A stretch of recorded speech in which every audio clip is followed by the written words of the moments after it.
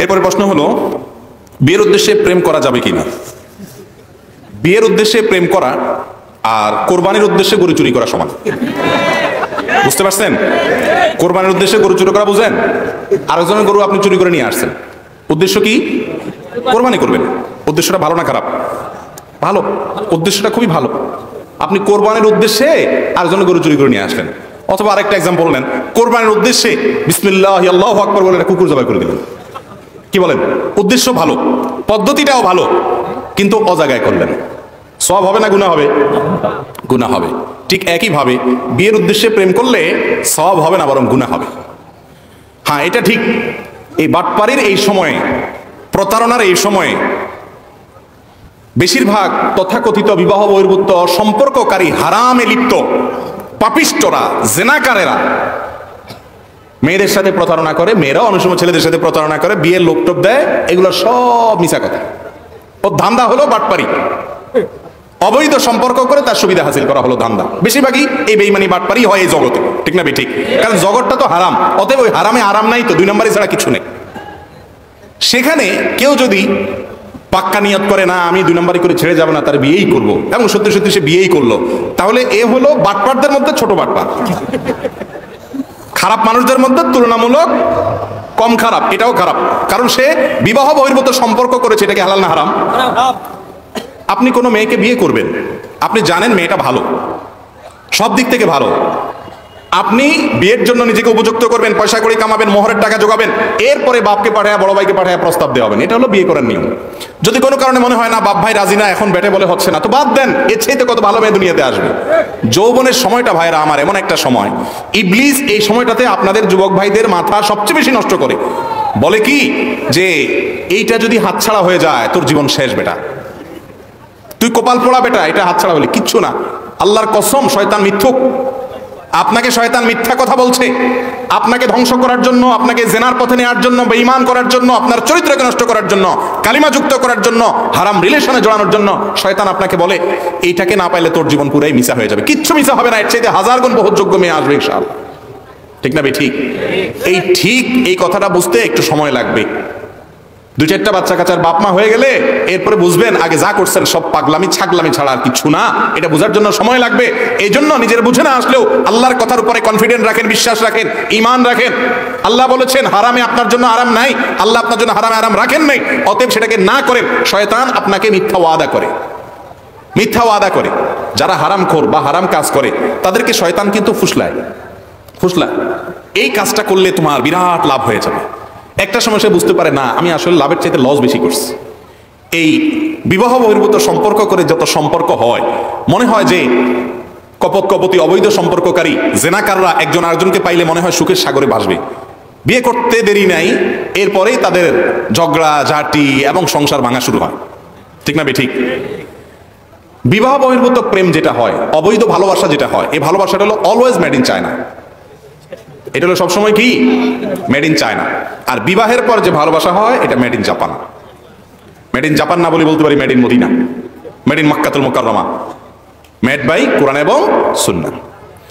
এটাতেও অশান্তি হয় না তা না হয়, কিন্তু তুলনামূলকভাবে ওইটার সাথে এটাকে যখন কম্পেয়ার করবেন দেখবেন যে এখানে অশান্তির পরিমাণ ওইটার তুলনায় হাজারো গুণ লাখো গুণ কম। ঠিক না? ঠিক।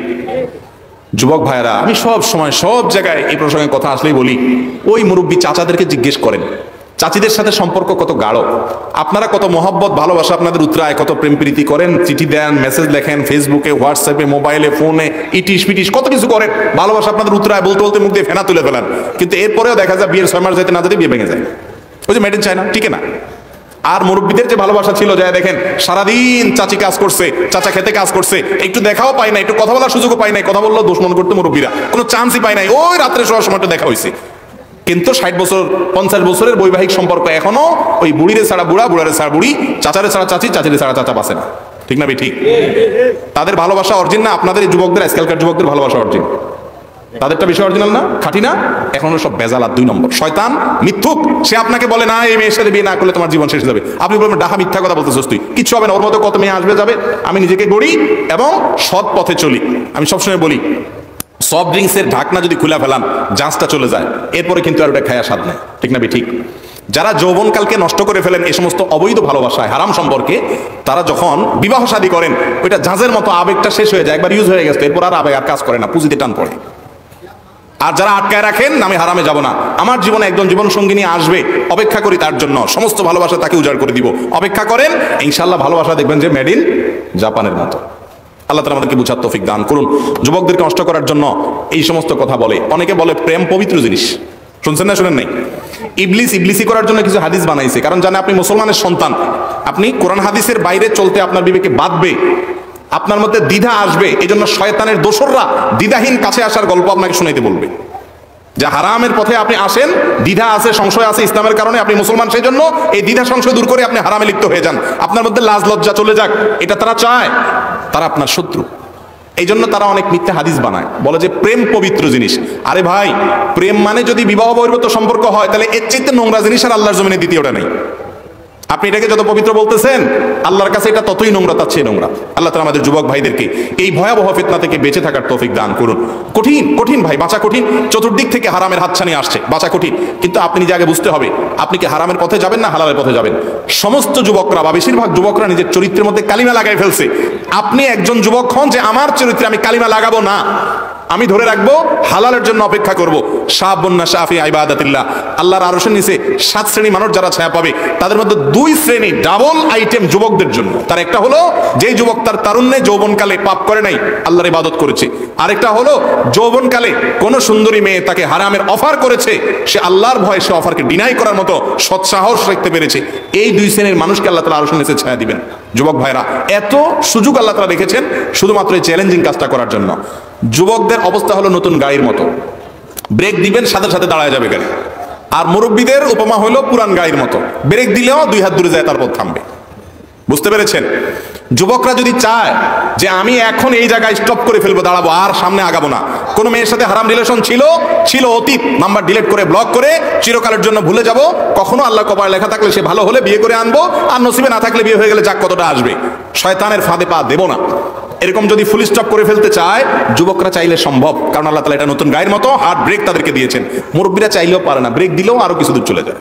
এই জন্য যুবকদের জন্য এত অফার আল্লাহ তাআলা দিয়েছেন, কারণ তাদের জন্য কাজটা সহজ। চেষ্টা করা যেন যুবক ভাইরা ইনশাআল্লাহ। অতএব বিয়ের নিয়তে প্রেম আর কোরবানের নিয়তে গরু চুরি প্রায় এক।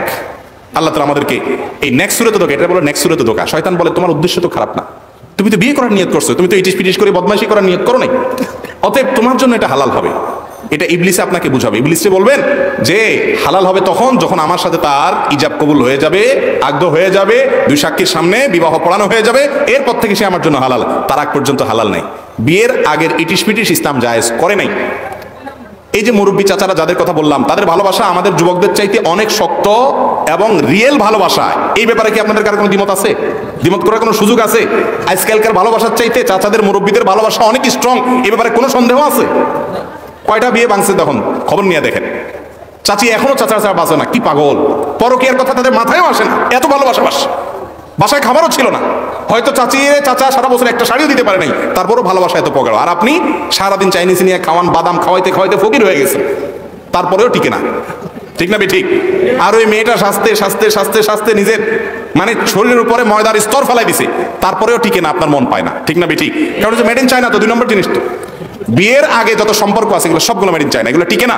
এইগুলোর ট্রেনিং যারা আপনাদেরকে দেয়, দেখবেন 5 নম্বর বিয়ে হয়েছে। কয়দিন আগে এটা শুনলাম, পত্রিকা লিখছে যে 5ম বিবাহ হলো তার। বিয়ে কয়দিন পর পর ভাঙে কি স্বাদের চোটে? তাইলে আপনি রিয়েল ভালোবাসা চান, জীবনের তরে হারাম রিলেশনকে না করে দেন। যুবক, আমি হালালের জন্য অপেক্ষা করি, হিম্মত করা যাবে না ইনশাআল্লাহ? যদি হালালের জন্য অপেক্ষা করেন, একজন জীবন সঙ্গিনী জীবনে খুঁজে নিতে পারেন, রিয়েল ভালোবাসা কাকে বলে, কত প্রকার কি কি সেটা আপনি পাবেন। ওই প্রেমটা পবিত্র হবে যেটা বিবাহের পর হবে ইনশাআল্লাহ। চেষ্টা করবেন না? আল্লাহ আমাদের সবাইকে হেফাজতে থাকা তৌফিক দান।